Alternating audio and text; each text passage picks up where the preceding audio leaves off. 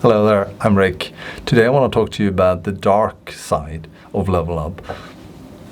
I'm grateful that I've leveled up quite many times in my life, and I know I'm far from done because I have still so much more to learn. Being in front of the camera, for example, still isn't normal or comfortable for me. But I also wanted to talk to you about some of the hardship of Levelup. The thing with a Levelup is the comfort zone shrinks all the time. And even if we don't consciously think about it, it becomes less comfortable with time because it diminishes and diminishes. And there's no cure for that. The only cure is to actually extend it. But what we don't talk about that often is the awkwardness that follows. There's a reason it's called comfort zone.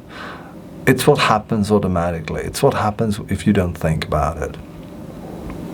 And if I could, I'd lay on the sofa half the day reading, the other day just sharing advices with friends and playing games and having fun.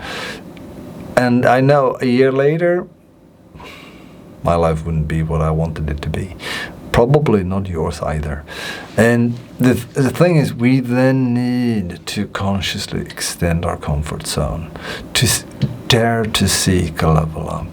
And it is awkward. It's awkward, and it's a very awkward process. We think when we look at our idols and stuff like that, oh, they've got it made. But most of them, if you look at it, it's been a lot of tireless nights, a lot of hard work, and a lot of scary work. And that's what's ahead of us whenever we want to extend to a new plateau, to a new place, to a new habit. There is some awkwardness there.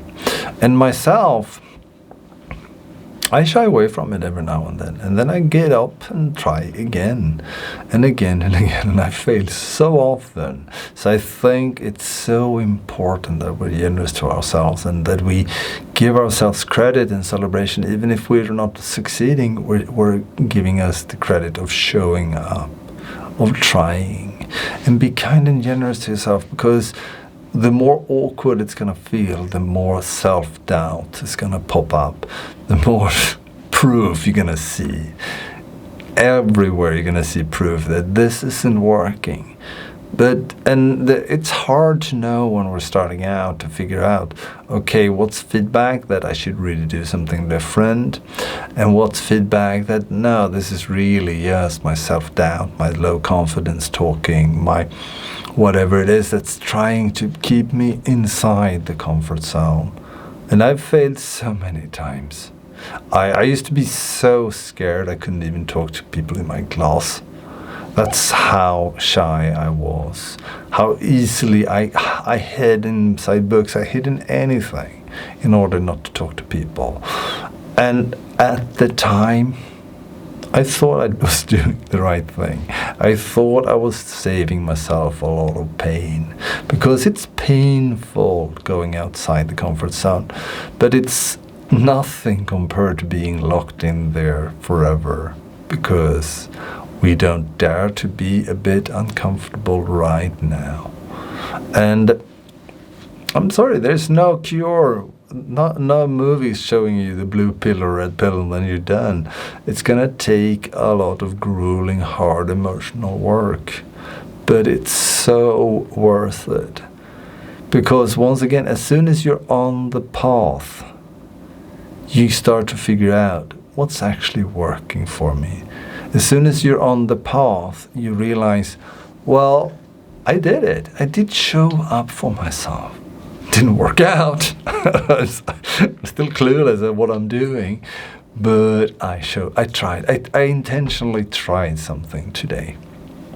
Or I might even have helped someone else by daring to try, by daring to do something different. You might have encountered something different. And eventually, once again, speed isn't the problem here. It can go insanely fast to level up. The problem is daring to fight the resistance of the first move, of in that inertia, getting that action going. So if you have started, give yourself a pat on the back. It is the hardest part to dare to start.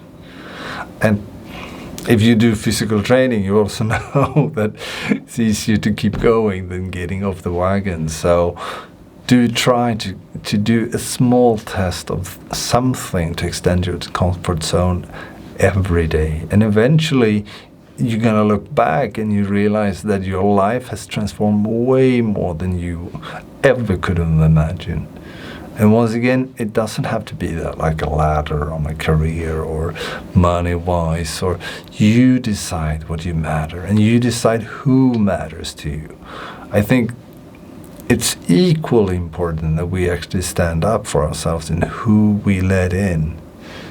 Inside our head, into the inner game, to our vulnerable self, but also to hang out with people who are also interested in accomplishing more in this world, in being generous in the area that you want to be generous in, that work for things, who gets you. It's really, really important. And that can also be uncomfortable work when you have people who usually just appeared in your doorstep because you are either this or that, and then intentionally try to be with people you admire, people you want to learn from. You might ask yourself, what have I to give them? But once again, if you do this work, you're showing them your worth. You're showing them you're willing to do the work. And we can all relate to being vulnerable when doing the work that matters. We can all relate to how it is to step outside that comfort zone and say, I wish there was an easier way. So you are giving them something, and it is worth it. Please invest in yourself. Please do the emotional work required to make life, to mold it, to shape it into whatever you want. And be generous to yourself. Because wherever you are, you will find in a plateau, and then you'll have to go at it again. And it's so easy to start to doubt ourselves, thinking we've come so far, so now I can't do anymore. And then that's a new normal, and we forget that we've come so far. And then we start to doubt ourselves, or at least I do. And then it's time to stretch again. We say, no, this is quite good. And it's normal. Awkward, but normal. So please, take care of yourself while you do this hard work. It's not easy, but it is surely worth it. Take care, my friend. Have a good one.